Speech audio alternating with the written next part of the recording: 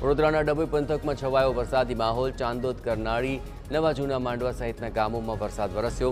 પવનના સુસવાટા અને વંટોળ સાથે વરસાદનું આગમન। બોટાદ શહેરના વાતાવરણમાં પલટો। શહેરના અનેક વિસ્તારમાં ભારે પવન સાથે વરસાદ। Gadhada road, Bhavnagar road, પાડિયાદ road, tower road સહિતના વિસ્તારોમાં પડ્યું ગાબડું। ભાવનગરના ઉમરાળા અને વલ્લભીપુર તાલુકાના વાતાવરણમાં પલટો। જોરદાર પવન અને કરા સાથે વરસાદ।